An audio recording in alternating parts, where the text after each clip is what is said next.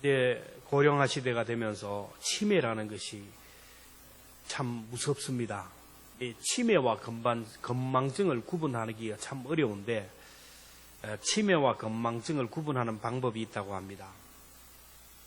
술에 잔뜩 취해서 집에 들어왔을 때 할아버지나 할머니가 이뻐 보이면 건망증이고 술에 취하지 않고 맹정신으로 들어와서 남편, 할아버지, 아내, 할머니를 볼 때마다 이쁜 것은 치매라 이렇게 얘기한답니다.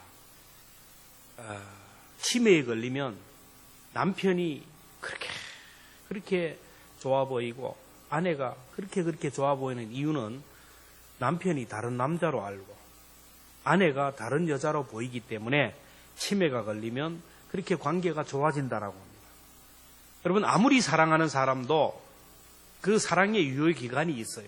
그래서 1년, 2년이면 유효기간이 떨어지고 고갈이 되고 3년이 되면 사랑의 감정이 바닥이 난다라는 겁니다. 그래서 아무리 사랑하는 사이에도 시간이 지나면서 건태기가 찾아와요. 근데 이 건태기를 잘 넘기면 정이 쌓이고 신뢰가 쌓이고 우정이 쌓이고 그래서 일생을 행복하게 살지만 이 건태기를 넘기지 못하면 이혼을 하게 되고 용기가 없어 이혼을 못하는 사람은 결혼을 하게 되고 남남으로 살아가요. 여러분, 결혼이라는 것은 자녀들 때문에 사회적인 체면 때문에 이혼은 못하고 결혼을 졸업한다. 졸혼. 그래서 같은 집에 살지만 전혀 남남으로 살아가는 것을 말합니다. 이 하나님과의 관계도 마찬가지입니다. 처음 신앙생활할 때는 신혼처럼 그렇게 기쁘고 즐거워요. 교회 와서 예배 드리는 것이 얼마나 기쁘고 교회만 생각하면 마음이 뛰고 예배 드리는 것이 막 감격스럽고 찬송하면 눈물이 나고 막 성도들을 만나면 내 가족처럼 이렇게 가족처럼 생각했는데 시간이 지나면서 사랑이 식어지면서 영적인 건태기가 빠집니다. 성경 읽을 때가 너무 기쁘고 기도할 때가 너무 기뻤는데 어느 순간이 되면 성경 읽기도 싫고 기도하기도 싫고 교회 예배드리지만 덤덤하게 앉아 있는 내 모습을 보게 됩니다. 그래서 이런 생활이 반복되다 보면 이혼을 하고 세상으로 떠난 대마처럼 교회를 떠나는 탕자들이 생겨납니다. 그리고 용기가 없어서 지옥 갈까봐 용기가 없어서 교회는 못 떠나고 교회는 몸은 교회에 와 있지만 마음이 하나님을 떠나서 살아가는 집안에 있는 탕자처럼 살아가는 사람이 많아요. 하나님과 조론하고 살아가는 사람이 있다라는 거예요. 엘리 제사장이 그랬어요. 엘리 제사장은 성전 안에서 제사장의 사명을 감당하면서 살았지만 하나님의 사랑을 잊어버리고 하나님과 조론하고 살았어요. 여러분, 엘리 제사장의 기록에서 기도했다라는 기록을 찾아볼 수가 없어요. 성전에서 하나님의 음성을 들었다라는 내용이 없어요. 사무엘상 3장 1절에 보면 아이 사무엘이 엘리 앞에서 여호와를 섬길 때 엘리의 시대에 여호와의 말씀이 희귀하여 이상이 보이지 않다. 하나님의 말씀이 희귀하다. 골동품처럼 됐다라. 하나님의 뜻이 보이지 않았다. 사무엘상 3장 2절에 보면 엘리의 눈이 점점 어두워가고 가서 잘 보이지 못하는 그때 그가 자기 처소에 누웠고 이 육신의 눈이 어두웠다는 것이 아니라 영의 눈이 어두워졌다라는 겁니다.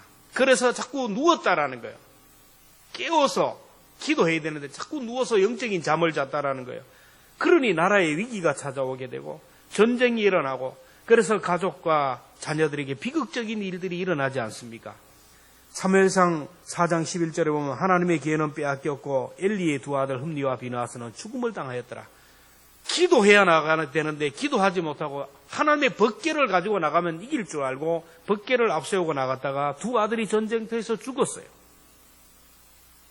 두 아들이 전쟁터에 나갔으면 백성들이 전쟁터에 나갔으면 이 엘리는 하나님의 성전에 가서 금식하면서 부르짖어 기도해야 되는데 그렇지가 않아요.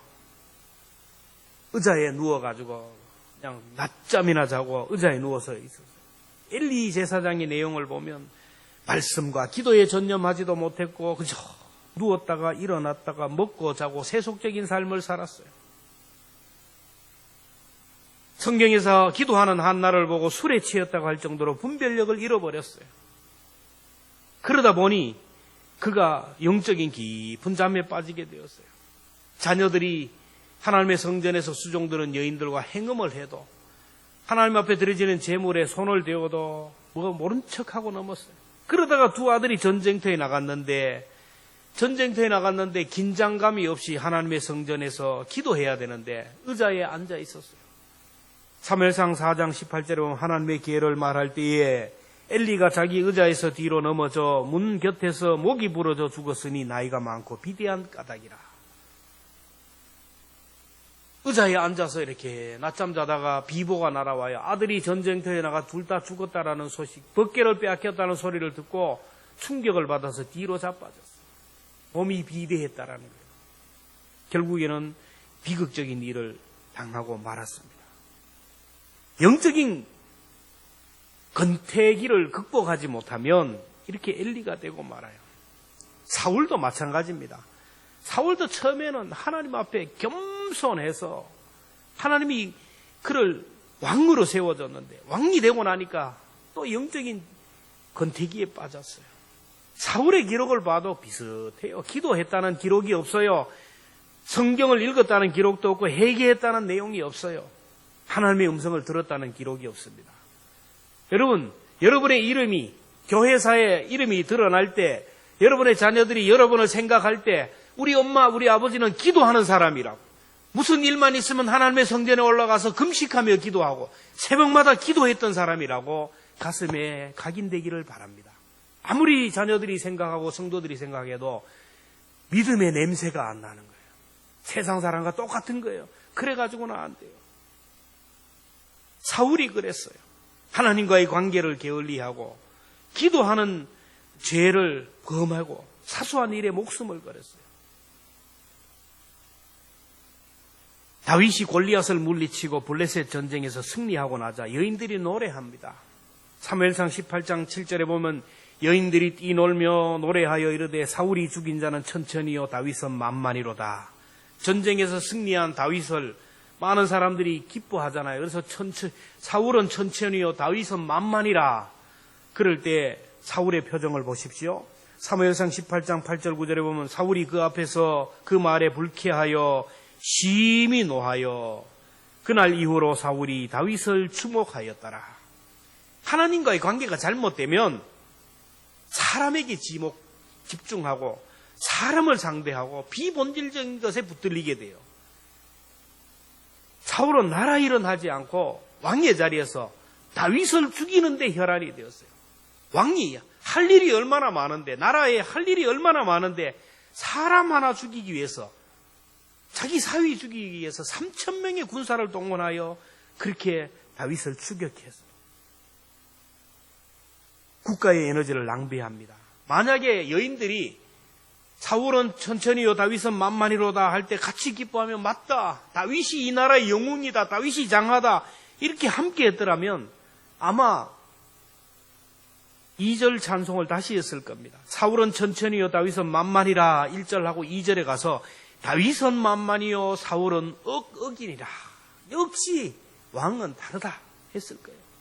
여러분, 영적인 건태기를 극복하지 못하면 신앙생활 오래 한 사람일수록, 직분을 받은 사람일수록, 영향력이 있는 사람일수록 비본질적인 것에 집중해요. 오늘 많은 사람들이 타락하고 부패한 이유는 본질보다 비본질적인 것에 집중하기 때문이에요. 여러분, 우리가 일생 주님 앞에 서는 순간까지 집중해야 할 본질이 무엇입니까? 이건 하나님의 사랑이에요. 하나님이 나를 사랑하시고 하나님의 자녀 삼아 주셨다는 사실, 하나님이 나에게 천국을 주셨다는 사실, 그리고 하나님은 오늘도 살아계셔서 나와 함께 하신다는 이 사실에 집중할 수 있기를 축복합니다. 이것이 팩트예요. 부부가 살면서 자꾸 자기 감정에, 사소한 감정에 매이다 보면 팩트를 잊어버릴 때가 있어요.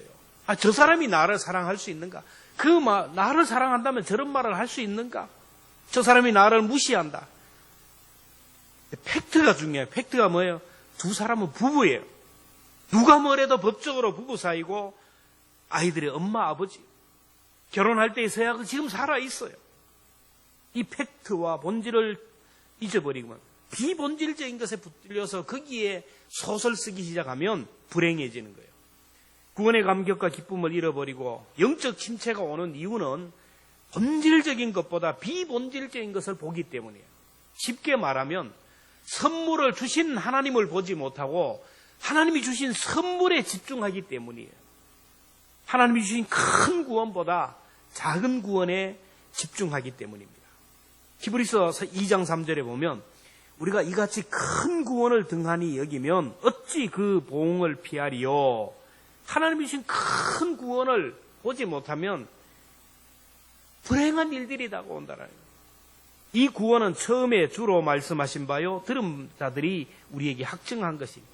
여러분 큰 구원을 여러분 등한히 하면 하나님부터 멀어지면 문제가 생겨요. 큰 구원이 뭐예요?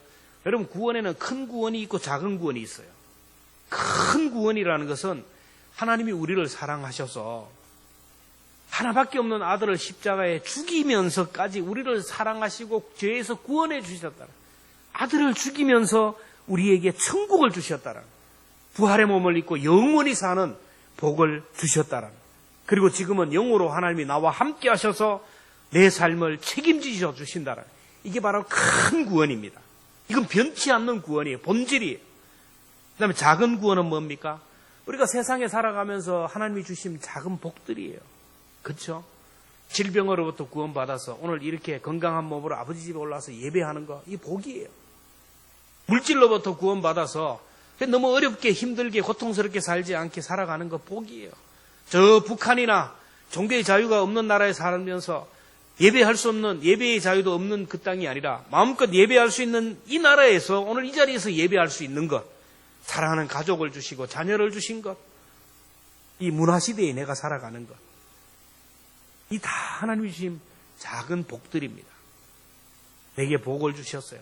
물질도 주시고 건강도 주시고 사업도 주시고 내게 특별한 은사도 주시고 재능도 주시고. 근데 이거는 하나님 주신 작은 구원이에요. 근데 큰 선물을 보지 못하고 하나님 주신 작은 선물을 바라보고 집중하다 보면 나도 모르게 영적인 건태기가 빠져오고 영적인 침체가 찾아와요. 그래서 어느 순간부터 하나님이 안 보이고 하나님이 주신 선물만 자꾸 보이는 거예요.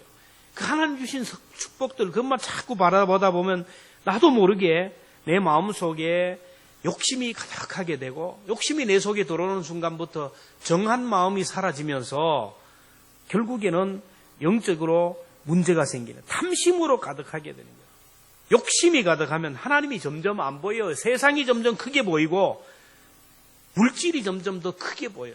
결국에는 선물 주신 하나님의 손은 안 보이고 주신 선물이 점점 커서 더 큰 거 받은 사람 바라보고 다른 사람과 비교하고 더 좋은 거, 더 나은 것, 세상의 것들만 자꾸 받고 조금 더 하다 보면 나중에는 구원의 감격을 잊어버려요. 영적으로 침체됩니다. 눈에 보이는 건 세상밖에 없어요. 돈만 바라보는 순간 눈이 반짝반짝한 막 혈안이 되어 있고 세상의 명예, 누가 나에게 자존심 상한 말을 하면 막 혈압이 오르고 세상적인 것들에 민감하게 반응하는 그런 사람이에요. 다윗이 그랬어요. 다윗은 왕이 되기 전에는 하나님의 사랑이 너무너무 감사해서 찬양하고 구원의 감격으로 노래했어요. 여러분 시편의 많은 부분들을 보면 다윗이 하나님을 찬양했던 내용입니다. 시편 103편 보면 내 영혼아 여호와를 송축하라. 그가 내 모든 죄악을 사하시며 내 모든 병을 고치시며 내 생명을 파멸해서 구속량하시고 인자와 긍휼로 관을 씌우시고 좋은 것으로 내 소원을 만족해 하사 내 청춘을 독수리같이 새롭게 하시는도다. 시편 23편 우리 같이 함께 고백합니다. 시작. 여호와는 나의 목자시니 내게 부족함이 없으리로다. 그가 나를 푸른 풀밭에 누이시며 쉴만한 물가로 인도하시는도다. 내 영혼을 소생시키시고 자기 이름을 위하여 의의 길로 인도하시는도다.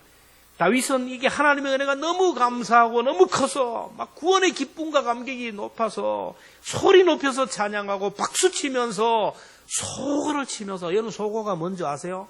소고는 여러분 사물놀이 할 때 이렇게 태극 모양으로 된 조그만한 거예요. 하는 그게 소고예요. 소고치며 찬양하고 수금을 타며 춤을 추며 찬양했어요. 하나님의 법궤가 돌아올 때 다윗이 너무 기뻐서 얼마나 춤을 추고 막 찬양을 했는지 자기 바지가 내려가는 줄도 모르고 춤을 췄어요. 최초의 워십을 했던 사람이 바로 다윗입니다. 근데 왕이 되고 나서부터 천하를 손에 들고 모든 사람이 자기 앞에 무릎을 꿇고 자기 뜻하는 대로 세상이 돌아가는 것을 보는 순간부터 영적인 권태기가 찾아왔어요. 하나님이 희미하게 보여요.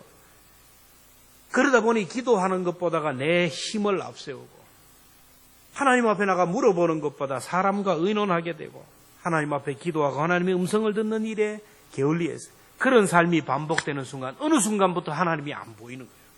그래서 우리아의 아내 밧세바를 범하지 않습니까? 목욕하는 여인을 보고 마음이 흔들려서 죄를 지었어요.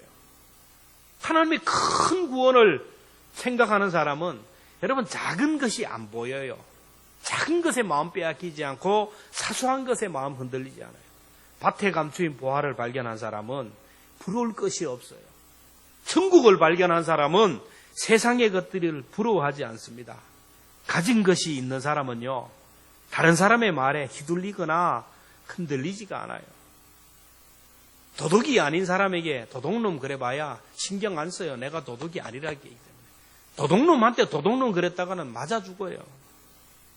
배운 사람에게는 무식하다 그래도 아무런 흔들리지가 않아요. 근데 못 배운 사람에게 무식하다 그랬다가는 무식하다 묻자만 얘기했다가는 난리가 나는 거예요. 하나님을 모시고 살아가는 사람, 천국을 소유한 사람, 하늘의 소망으로 충만한 사람은 세상의 것들에 마음 빼앗기지 않아요.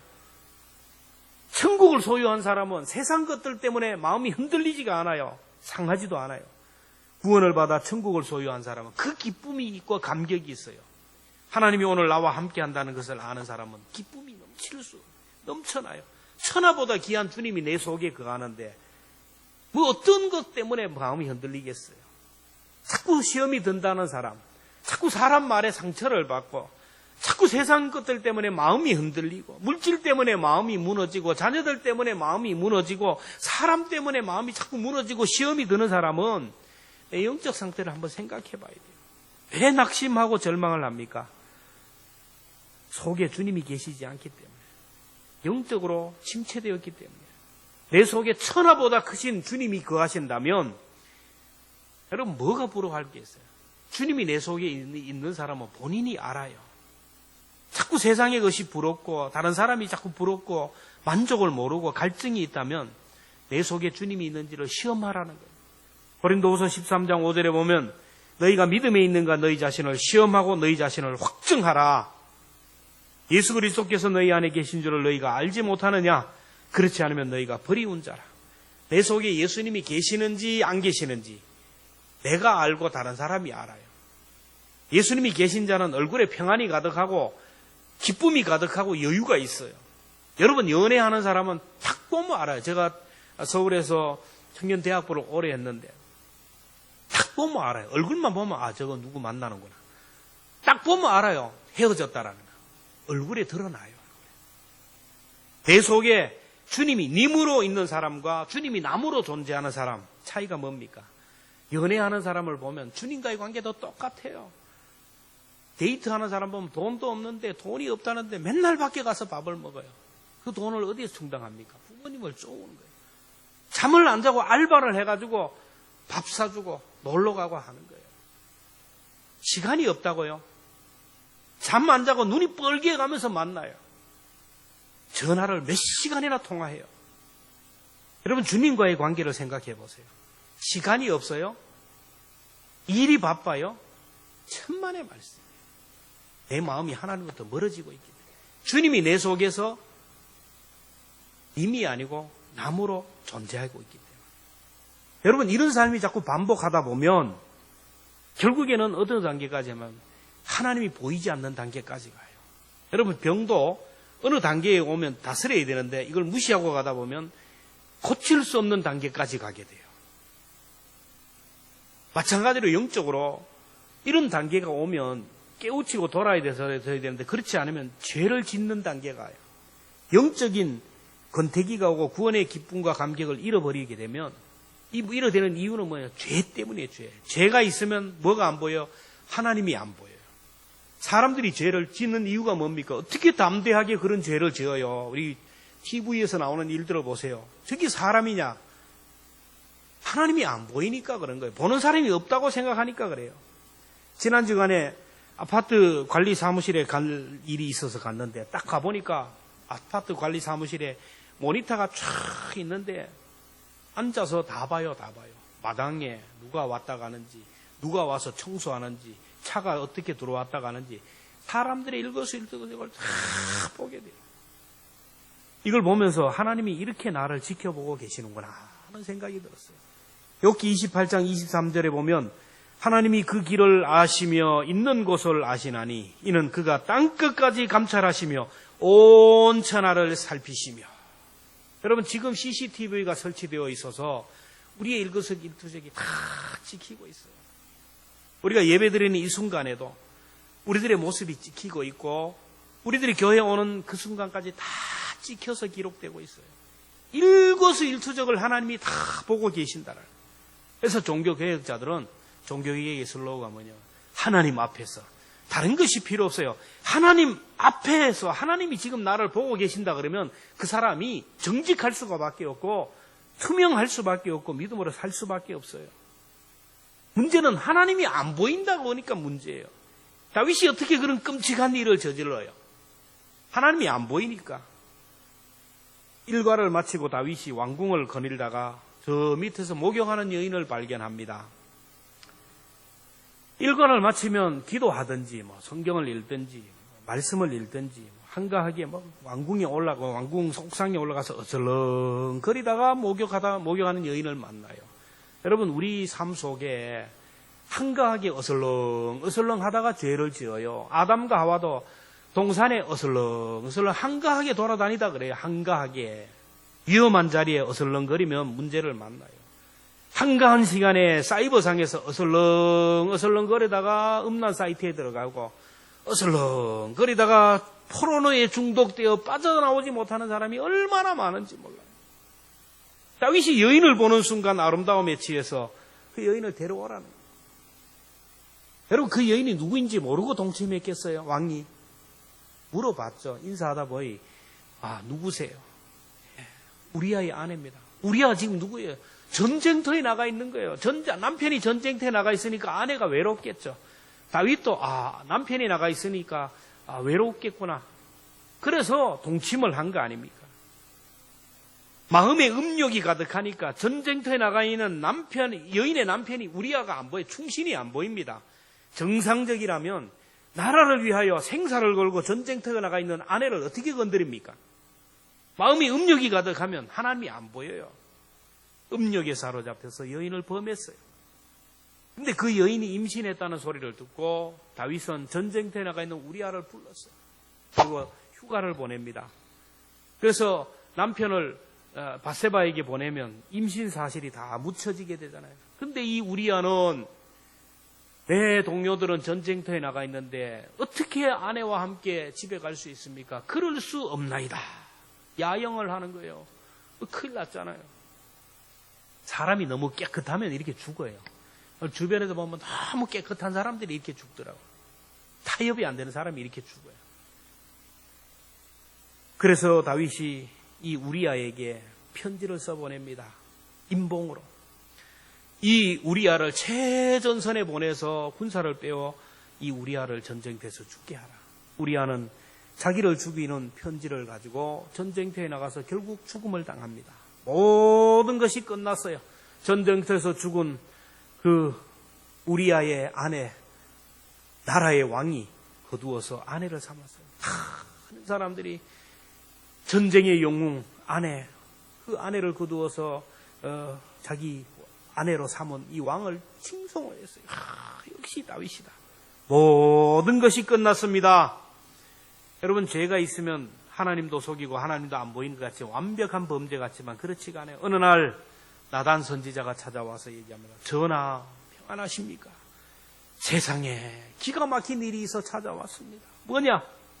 그래 전 한 성읍에 그 부자와 가난한 사람이 앞뒤집으로 살았는데, 부자는 가진 것이 너무 소도 양도 뭐 많은 부자가 있었는데, 그리고 그 앞집에는 양 한 마리밖에 없는 가난한 사람이 있어요. 그래서 이 양 한 마리가 양이 아니고 딸처럼 같이 먹고 자고 잠자리를 같이 하는 그런 사람. 어느 날 부잣집에 손님이 왔는데, 부자는 자기 집에 양과 염소, 소가 아까워서 잡지 못하고 가난한 집에 있는 그 어린 양을 잡아서 손님을 대접했습니다. 세상에 어떻게 하면 좋습니까?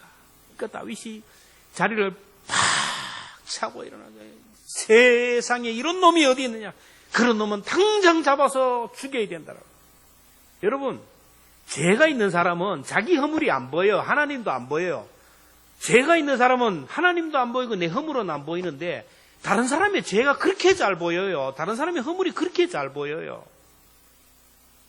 성령 충만한 사람은 하나님이 크게 보이고, 내 죄가 너무 커서 하나님 앞에 얼굴을 못 들어요. 성령 충만하지 않고 성령이 고갈되고 죄가 있는 사람은 하나님이 안 보이니까, 그저 다른 사람의 죄가 너무 크게 보여요. 다른 사람의 허물이 너무너무 크게 보이니까 자꾸 정죄하고 비판하고 불평하고 원망하는 거예요. 이런 놈은 당장 잡아 죽이라는 이 다윗이 호통을 치자 나단 선지자가 뭐 역시 나단이에요. 성경은 뭐 당신이 그 사람이다라는 거예요. 하나님이 당신을 이스라엘 왕으로 삼아주시고, 당신에게 얼마나 많은 아내를 주시고 많은 백성들을 바뀌어서 부족함이 없게 했는데, 어떻게 우리아의 아내 하나밖에 없는 그 아내를 빼앗아서 죽이고 간음하고 그 우리아를 전쟁터에 죽였냐. 이 소리를 듣고 다윗의 반응을 보세요. 사무엘하 12장 13절에 보면 다윗이 나단에게 이르되 내가 여호와께 죄를 범하였나이다. 다윗이 하나님 앞에 회개하며 기도했던 내용이 시편 51편입니다. 시편 51편 시작하면서 그런 말이죠. 다윗이 밧세바와 동침한 후 선지자 나단의 책망을 듣고 씌운 치. 영적인 눈이 감겨지고 영적인 침체에 빠져서 구원의 기쁨과 감격을 잃어버리고 살았는데, 나단 선지자의 책망을 듣고 그는 정신을 차리고 회개했어요. 다윗은 성령의 탄식 소리를 듣고 불쌍히 여겨달라고, 내 죄를 씻어달라고 하나님 앞에 기도했어요. 오늘 본문은 다윗의 참회의 기도를 요약한 내용인데 10절에 보면 하나님이여 내 속에 정한 마음을 창조하시고 내 안에 정직한 영을 새롭게 하소서. 이 말인데 좀 쉽게 더 번역을 잘한 번역이 현대인의 번역입니다. 하나님이여 내 속에 깨끗한 마음을 창조하시고 내 속에 확고한 정신을 주시옵소서. 나를 깨끗하게 하시고 다시는 내 마음이 다른 것에 흔들리지 않도록, 세상의 것들 때문에 흔들리지 않도록 확고한 정신을 달라. 하나님의 의에만, 하나님의 말씀에만 움직이는 내 마음이 되게 하시고, 세상의 것들에 의해서 내 마음이 흔들리지 않도록 확고한 마음, 정신을 달라고 기도했어요. 하나님을, 선물을 주신 하나님만 집중하고 그 선물의 마음이 빼앗기지 않도록 해달라는. 11절에 보면 나를 주 앞에서 쫓아내지 마시며 주의 성령을 내게서 거두지 마소서. 기도의 내용이 뭡니까? 하나님만 바라보고 선물의 마음이 빼앗기지 않게 해달라. 둘째는 다시는 하나님 내게서 성령을 거두지 말라고, 성령을 거두어 가지 말라고, 나를 쫓아내지 말라고 했어요. 여러분, 이 기도가 저와 여러분의 기도가 되기를 주님의 이름으로 축복합니다. 자녀에게 마음이 빼앗기고 물질에게 마음이 빼앗기고 내 건강의 마음, 내 세상의 것들의 마음이 빼앗겨서 하나님을 보지 못하는 어리석은 자가 되지 않도록. 그리고 또 하나는 지금 성령님이 내게 탄식하고 성령님이 근심하며 나에게 말씀하는데 이 성령님마저 내게 거두지 말아달라고, 하나님이 나를 쫓아내지 말라고 그렇게 기도해야 돼요. 12절에 보면 주의 구원의 즐거움을 내게 회복시키시고 자원하는 심령을 주사 나를 붙드소서. 이 현대인의 성경은 나에게 구원의 기쁨을 다시 주셔서 기꺼이 순종하게 하소서라는 말이에요. 기꺼이 순종하게 하소서. 구원의 기쁨과 감격을 회복시켜 주시고 순종하는 마음을 달라고 기도했어요. 여러분, 순종하는 마음이 자꾸 무시되면 이렇게 되는 거예요. 하나님의 말씀에 즉각 순종하는 사람은, 작은 것에 순종하는 사람은 나중에 큰 것에도 순종하지만 작은 것을 자꾸 무시하면 나중에 큰 것도 무시하게 돼요. 아이들도 보면 순종 잘하는 아이들은 잘해요. 근데 자꾸 무시하는 아이들은 말을 안 들어요. 이래 얘기해도 말 안 듣고 저렇게 얘기도 하고 말이 안 통해. 씨알이 안 먹힌다라는 거예요. 결국에는 버려진 심령이에요. 다윗은 자기에게서 성령이 떠나면 아무것도 아니라는 것을 알았어요. 그리고 하나님의 말씀하실 때 순종하지 않으면 성령이 내게 떠나간다는 것도 알았어요. 그래서 다윗은 성령을 거두지 말라고 기도하고 순종하는 마음을 달라고 기도했습니다. 말씀을 맺으려고 합니다. 왜 성경을 우리에게 기록해서 이렇게 읽게 하셨을까요? 오늘도 주의 종을 통하여 엘리 제사장이나 사울에 대하여 말씀하셨을까요? 우리의 삶을 지켜보신 하나님이 너무 안타까웠어. 성령이 탄식하시고 근심하기에 우리의 삶을 돌이키시라는 거예요. 우리의 믿음의 후배들에게, 우리 믿음의 자녀들에게, 후손들에게 좋은 부모, 좋은 조상이 되기를 원하기 때문입니다. 엘리와 같은 사람, 사울과 같은 사람, 데마와 같은 사람이 되지 말라. 다윗과 같은 사람, 사무엘과 같고 한나와 같은 그런 사람이 되라는 거예요. 여러분의 자녀들의 가슴 속에, 믿음의 후배들 가슴 속에 우리 나이가 시간이 지나면 언젠가는 우리가 다 교회를 두고 떠날 거예요. 우리 이름은 교회사에 남아요. 우리가 세상을 떠나지만 자녀들의 가슴 속에 우리의 이름이 남아있어요. 어떤 이름으로 남기를 원합니까? 그들이 가만히 생각하면 이분은 변함없이 기도의 자리에서 기도하시는 분, 변함없이 한결같이 성경 읽고 말씀 보면서 하나님을 변함없이 사랑하시는 변함없는 믿음의 사람이라고, 그런 사람으로 기억되지 않아야 되겠습니다. 오늘도 성령님이 우리에게 사인을 주십니다. CCTV로 보듯이 우리의 삶을 지켜보고 계시는데 우리의 삶이 아름답지 못하다면 얼마나 하나님이 마음 아프시겠습니까? 하나님 보실 때 박수치고 잘했다고 칭찬하는 상급을 주시는 그런 하나님으로 우리가 섬겨야 되지 않겠습니까? 죄를 짓고 자꾸 하나님을 외면하고 성령이 탄식하는 일을 하면 안 돼요. 로마서 8장 26절에 보면 성령이 말할 수 없는 탄식으로 우리를 위하여 친히 간구하시느니라. 에베소 4장 30절에 보면 하나님의 성령을 근심하게 하지 말라. 여러분 속에서 근심하는 성령님의 탄식 소리가 안 들립니까? 여러분 속에 성령님이 근심하는 소리가 안 들립니까? 앉아야 할 자리에 앉아 있지 않고 마땅히 서야 할 자리에 서지 않고 마땅히 해야 할 일을 하지 않으면 성령님이 탄식하는 소리가 들리잖아요. 저는 가끔씩 제 속에서 성령님이 탄식할 때는 잠을 못 자요. 때로 성도들을 위하여 탄식하는 성령님의 소리를 듣고 기도할 때가 많아요. 저는 성도들을 위하여 탄식하는 성령님의 소리를 듣는데 본인들은 듣지를 못해요. 잠만 졸아요. 내가 이렇게 신앙생활 하면 안 되는데, 여러분 신앙생활 하면서 그런 마음이 안 들어요? 내가 이렇게 교회 일에 무관심하면 안 되는데, 내가 이렇게 예배해서는 안 되는데, 내가 성경을 좀 더 읽어야 되는데, 내가 기도해야 되는데, 내가 우리 가정의 기도의 제사장이 되어야 되는데, 내가 이렇게 살면 안 되는데, 여러분 이런 마음이 안 들어요. 이런 마음이 안 들다면 여러분 내 속에 주님이 안 계시는 거예요. 내가 이렇게 많이 먹으면 안 되는데, 들어요 안 들어요? 그런 생각은 잘 들어요. 건강하기 위해서. 내가 이렇게 운동하면 안 되는데, 들어요. 건강하기 위해서. 그래서 절제하고 좋은 것 먹고 운동 열심히 해요. 6kg는 건강한데, 내가 이렇게 사람을 미워하면 안 되는데, 성령님의 탄식 소리는 들을 수가 없어요. 내 속에서 탄식하는 성령님의 소리를 여러분 귀를 기울여요. 이 시대 나단 선지자의 소리를 무시하면 안 됩니다. 성령님의 탄식 소리를 무시하면 안 됩니다. 성령님이 근심하는 소리를 무시하면 돌이킬 수 없는 단계까지 가게 돼요. 길가와 같은 마음이 됩니다. 아스팔트와 같은 마음이 되면 버려진 마음이에요. 들리지 않아요. 더 이상 말씀이 안 들려요. 더 이상 하나님의 역사가 통하지 않습니다. 닫혀진 마음, 그것이 바로 심판받은 사람입니다. 그러나 성령님의 탄식 소리를 듣는 자는 구원의 기쁨과 감격을 회복해요. 구원의 기쁨과 감격이 회복된 사람은 다른 모든 삶도 자동적으로 회복이 돼요. 영혼이 잘 되면 범사가 잘 되고 강건케 된다는 거예요. 여러분 하나님과의 관계가 틀어지면 나도 엘리가 돼요. 나도 사울이 되고 내가 대마가 되지만 성령님의 음성을 듣고 순종하면 하나님과의 관계가 바로 회복되면 나도 다윗이 될 수 있고 나도 한나가 될 수 있고 나도 사무엘이 되고 나도 우리 가정과 자녀들을 살리는 믿음의 조상이 될 수 있다는 겁니다. 사순절 기간입니다. 여러분 성령님의 은혜를 사모하기를 바라고 성령님이 오시는 통로에서 주님을 기다리기를 바라고 좀 더 성결하기를 좀 더 깨끗하기를 기도해요. 오늘 찬송가 420장에 보면 너 성결케 위하여 늘 기도하며 너 주 안에 있어 늘 성경 보고 온 형제들 함께 늘 사귀면서 일을 하기 전마다 너 기도하라.